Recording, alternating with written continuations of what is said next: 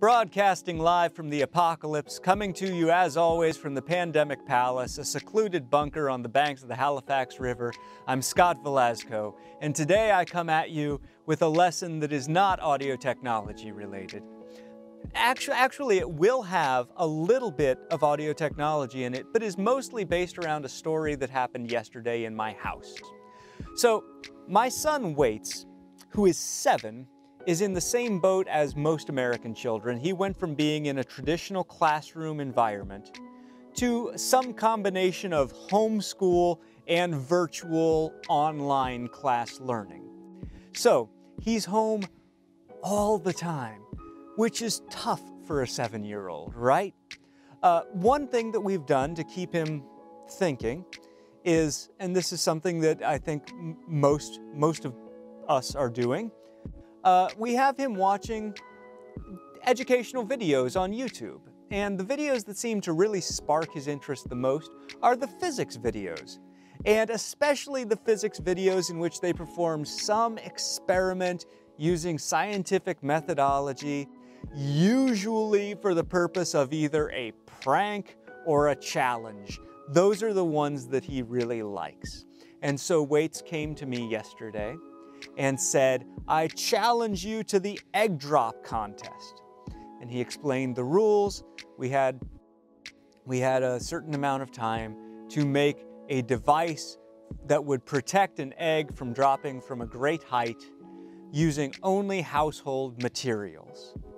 And so I accepted his challenge, and I want to show you the 2 devices we've come up with, and then we're going to test them because we've got a great height here in the News Journal Center from which we can drop these eggs, especially when normal building personnel isn't around.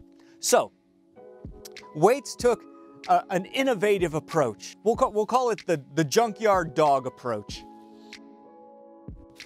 I've got to be honest, I'm intimidated by this thing.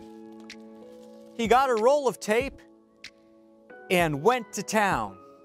The more I look at this, the more I find. You can see we've got a Chinese takeout box.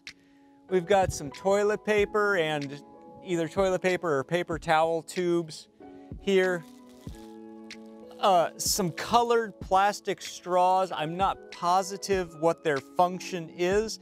I don't know where the egg even is in this thing. There's bubble wrap. This is my favorite detail.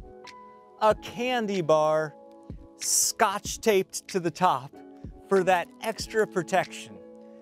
I'm pretty sure this is going to protect an egg. There's a lot going on here that will cushion a blow. That's certain. I mean, the kid's innovative. But there you have his. I want to show you mine, but I wanted to first show you the inspiration for mine. Here was my inspiration. This is a shock mount, and what is a shock mount? It holds a microphone. So we put a microphone in here and clamp it down. It is not intended, I should say, to protect a microphone from falling from a great height. That is not the goal of a shock mount. So the shock mount design is basically an inner ring and an outer ring. And the inner ring holds the mic and is suspended to the outer ring by a series of heavy elastic bands.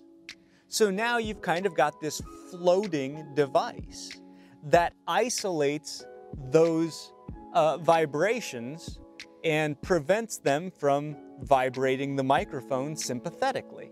And that's my inspiration, but I can't use a shock mount because first of all, it breaks the rules. It's not a common household object, at least not in most households.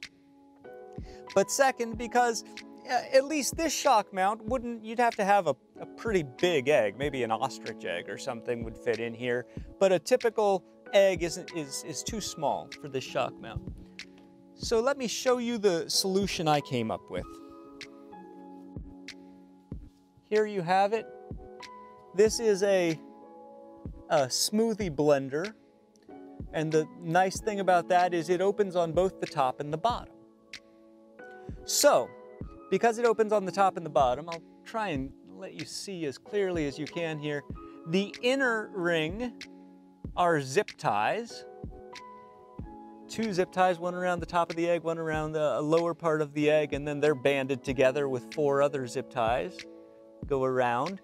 And those 4 other zip ties are where I connected my elastic bands. These elastic bands are hair ties that I stole from my wife and cut apart. So, the bottom bands connect to the blades and the top bands connect to the cap here. The beauty of this design is that because those bottom blades spin, I can adjust the tension of the egg and where it sits, where it is suspended within the container by spinning those bottom blades. So I can get a nice tight suspension on that egg, keep it locked in there, and it is suspended from making contact with the outer plastic. Now, the height I'm going to be dropping our devices from is great enough, though, that I was worried the actual plastic container might break. So I have built a parachute to slow the descent. The parachute might not be big enough. I might have gone too small on the parachute, but if it can just, even if it doesn't float gently down, if it can just slow the descent enough that it doesn't break the smoothie blender, I'm good. So let's test this out, shall we? Okay, so I am up on what is technically the 3rd floor, but probably closer to where a 4th floor would probably be at the News Journal. And we've got, first of all, there's our view, very nice. We've got a long drop, and we're using the iPad as our general target here, which might be a bad idea, but it's filming as well. And we will start with Waite's device here. There's an egg in there somewhere. Good luck. Here we go. Try and get it right over there. And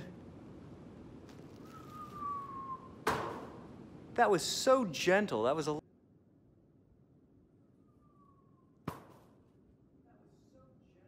Now we'll try mine. I'm going to set the camera down so that I can really get this set right.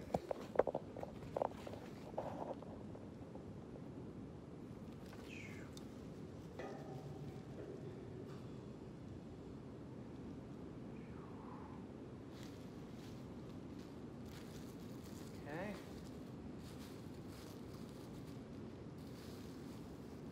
Good luck, big guy.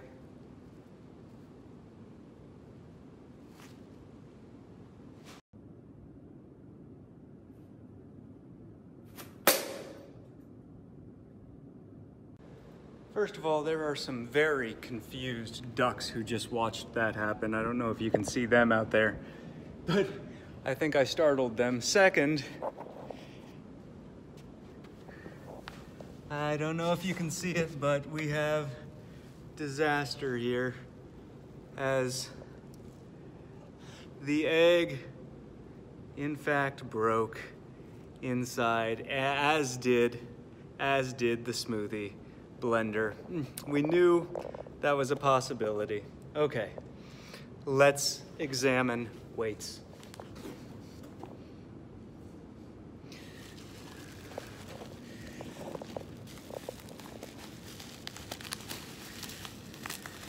I was sure I had that figured out. We're going digging here. Here, let's set the camera down.